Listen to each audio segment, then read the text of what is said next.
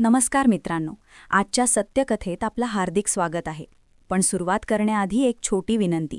जर तुम्ही चॅनलवर नवीन असाल किंवा अशा खऱ्या सत्य घटना ऐकायला आवडत असेल तर नक्की सबस्क्राईब करा आणि व्हिडिओला लाईक करा. जगातील कोणत्याही जीवाला काम-सुख चुकलं नाही, पण आपल्या मानवजातीला यासाठी काही नियम आणि मर्यादा लावलेल्या आहेत. एखादी महिला अर्ध्या वयातच विधवा झाली तर तिच्यासमोर आयुष्य जगण्याचं खूप मोठं आव्हान उभं राहतं. घरगृहस्थी सांभाळणं, मुलांचं संगोपन करणं आणि स्वतःच्या भावनांचं नियंत्रण ठेवणं, हे सगळं एकत्र करणं खूप कठीण होऊन बसतं. काही महिला स्वतःवर नियंत्रण ठेवण्याचा प्रयत्न करतात, तर काही भावनांच्या आहारी जाऊन बसतात. आता या काळात विधवेने भावनांच्या आहारी जाणं ही फार मोठी गोष्ट राहिलेली नाही, पण फक्त शरीर सुखासाठी एका पवित्र नात्याला कलंकित करणं हे कितपत योग्य आहे? अशाच एका घटनेत 5 मुलांची आई असलेल्या एका महिलेनं फक्त शरीर सुखासाठी आपल्याच दीराच्या अविवाहित मुलाबरोबर शारीरिक संबंध सुरू केले. पण नंतर तिला फक्त सुख नव्हे तर पैशांचीही गरज भासू लागली. पुतण्याकडून पैसे मिळत नसल्याने तिनं त्याला दूर केलं आणि दुसऱ्या एका पुरुषाशी संबंध सुरू केले. पण इकडे तिचा पुतण्या तिच्या देहालाच चटवलेला होता. तो तिला इतक्या सहज हातातून जाऊ देणार नव्हता. रामराम मंडळी, पुन्हा एकदा स्वागत आहे तुमचं आमच्या चॅनलवर. या सत्य घटनेची सविस्तर माहिती आपण आज जाणून घेणार आहोत. पण त्याआधी एक विनंती. एका मराठी माणसाला सपोर्ट करण्यासाठी व्हिडिओला लाईक करा, चॅनल सबस्क्राईब करा आणि कमेंटमध्ये तुमचं नाव आणि गावाचं नाव नक्की लिहात. ही घटना आहे दिल्लीतील एका भागात घडलेली. तिथे अंजली नावाची एक महिला राहत होती. अंजलीचं 17 वर्षांपूर्वी गावातीलच एका तरुणाशी लग्न झालं होतं. लग्नानंतर सुमारे 15 वर्ष दोघांचा संसार चांगलाच फुलला. दोघांच्या प्रपंचात 5 मुले जन्माला आली. 5 मुलांचा संसार अंजली नीट चालवत होती. घरात वयस्कर सासू-सासरेही राहत होते. अंजली, तिचा नवरा आणि सर्वजण सुखात होते. पण अचानक अंजलीच्या पतीला गंभीर आजार जडला आणि त्या आजारातच त्याचं निधन झालं. पती गेल्यानंतर एवढा मोठा संसाराचा गाडा कसा चालवायचा हा प्रश्न अंजलीसमोर उभा राहिला. पती जिवंत असताना तो मेहनत करून घराचा सर्व खर्च भागवत असे. आता घरात कमावणारा कोणीच नव्हता. सासू-सासऱ्यांची थोडीफार पेन्शन किंवा कमाई होती, त्यावर कसंबसं चालत होतं. अंजलीचं वय तेव्हा फक्त 32 वर्षांचं होतं, म्हणजे अजून अर्ध आयुष्य तिला काढायचं होतं. नवरा गेल्याने अर्ध आयुष्य एकटीने कसं काढायचं हे तिला खूप अवघड वाटू लागलं. एकीकडे घरचा खर्चाचा प्रश्न, दुसरीकडे तिच्या शरीर सुखाची तळमळ. हळूहळू तिच्या मनात अस्वस्थता वाढू लागली. तिनं घराजवळ राहणारा तिच्या दीराचा मुलगा संदीप याच्याकडे लक्ष ठेवायला सुरुवात केली. संदीप वयाने 28 वर्षांचा होता.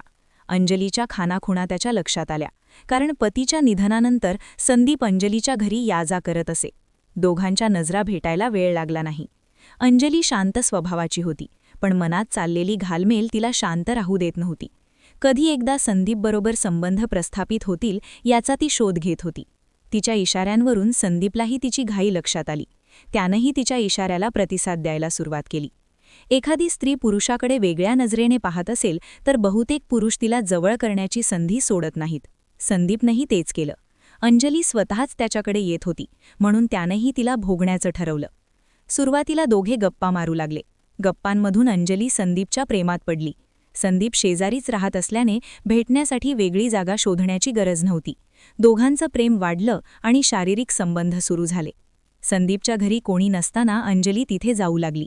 दोघेही पहिल्यांदा घाबरले, लाजले, पण तरीही त्या दिवसाला पूर्ण केलं. नवऱ्यानंतर अनेक वर्षांनी अंजलीला खरा आनंद मिळाला. पहिल्या दिवसानंतर अनेक महिने असेच संबंध चालू राहिले. घरच्यांना काहीच कळलं नाही. सर्व काही सुरळीत चाललं होतं. पण नंतर अंजलीने संदीपकडून पैशांची मागणी सुरू केली. एक इच्छा पूर्ण झाली होती, पण घरचा खर्च भागवण्यासाठी पैशांची गरज होती. संदीप आत्तापर्यंत आनंदाने सर्व करत होता, पण पैशांची मागणी होताच त्यानं नकार दिला. माझ्याकडून पैसे मागू नकोस, असं तो म्हणू लागला. यामुळे अंजलीने संदीपकडे दुर्लक्ष करायला सुरुवात केली. संदीप आता तिच्या जवळ जाऊ शकत नव्हता.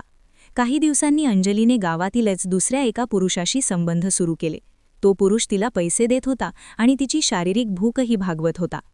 जेव्हा ही बातमी संदीपच्या कानावर पडली तेव्हा त्याला खूप राग आला. अंजलीने आता त्याला भेटायलाही मना केलं होतं. संदीपने ठरवलं आता अंजलीचा काहीतरी बंदोबस्त करायचा. दिनांक 16 नोव्हेंबर, शनिवार, संध्याकाळची वेळ. घरातील सर्वजण झोपले होते. संदीपने अंजलीच्या घरात प्रवेश केला. आत गेल्यावर जे दृश्य दिसलं त्याने तो हादरून गेला. अंजली एका परपुरुषाबरोबर शारीरिक संबंधात होती. अंजली संदीपला पाहून घाबरली. तिच्याबरोबरचा पुरुष ताबडतोब पळून गेला. संदीपने अंजलीला काही न बोलता तोंडावर जबर मारहाण सुरू केली. सोबत आणलेल्या धारदार शस्त्राने तिचा गळा कापला. अंजलीला एक शब्दही बोलता आला नाही. घरात सासू-सासरे आणि 5 मुले गाढ झोपेत होती. कुणालाही काही कळलं नाही. संदीप तिथून बाहेर पडला. सकाळी मुलांनी अंजलीला रक्ताच्या थारोळ्यात पाहिलं आणि रडायला लागले. सासू-सासरे उठले. आजूबाजूला रडारडी सुरू झाली. अंजलीच्या अंगावर अर्धवट कपडे होते, त्यामुळे नेमका काय प्रकार झाला हे समजत नव्हतं. पोलिसांना बोलावलं गेलं. पंचनामा झाला. पोस्टमॉर्टम रिपोर्टमधून अंजलीबरोबर आधी शारीरिक संबंध झाल्याचं स्पष्ट झालं. पोलिसांनी तपास सुरू केला. ज्या पुरुषाशी अंजलीचे संबंध होते त्याला पकडलं. त्यानं संदीपचं नाव सांगितलं. अखेरीस संदीपला अटक झाली. त्याच्यावर गुन्हा दाखल झाला. आता अंजलीच्या कुटुंबासमोर पुन्हा मोठा प्रश्न उभा राहिला.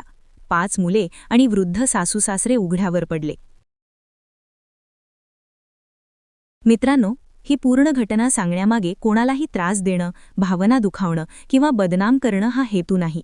फक्त तुम्हाला सावध आणि सतर्क राहण्यासाठी ही कथा सांगितली आहे. या घटनेबद्दल तुम्हाला काय वाटतं? कमेंटमध्ये नक्की सांगा. भेटूया पुन्हा एका नवीन सत्यकथेत. धन्यवाद. जय महाराष्ट्र.